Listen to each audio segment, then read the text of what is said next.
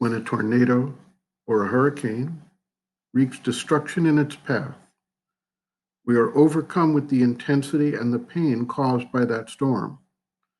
We frequently try to read into this event some personal retribution upon ourselves for some failing according to our moral code or ethical rules.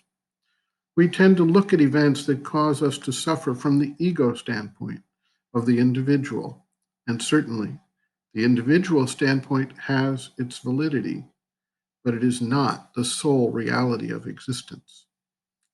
Beyond the storms, beyond the tragic events, there is a vast galaxy, and beyond the galaxy, a universe, and beyond the universe, yet other universes.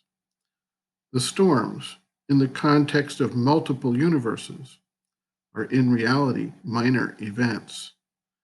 Even when galaxies collide with one another, or a star goes supernova and explodes, the magnitude within the immensity of the universal creation remains small.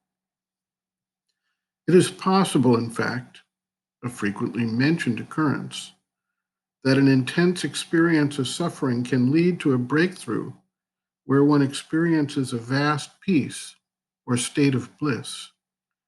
One is transported out of the ego standpoint to one that is free and untouched by the events of the moment. The stillness and expanse of the universe permeates and pervades the being.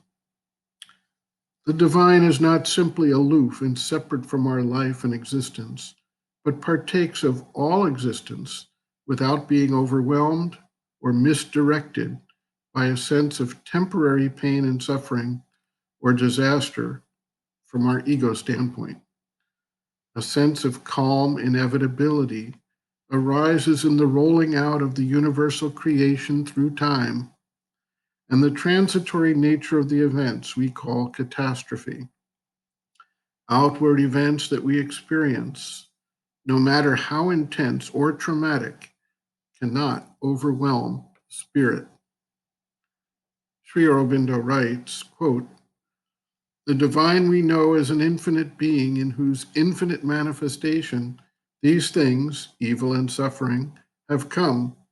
It is the divine itself that is here, behind us, pervading the manifestation, supporting the world with its oneness.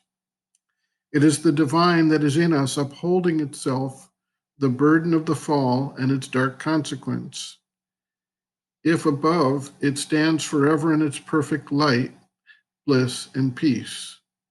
It is also here. Its light, bliss, and peace are secretly here supporting all.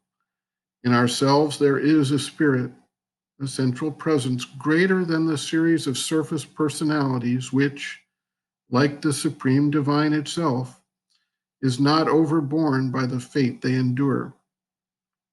If we find out this divine within us, if we know ourselves as the spirit which is of one essence and being with the divine, that is our gate of deliverance, and in it we can remain ourselves even in the midst of this world's disharmonies, luminous, blissful, and free.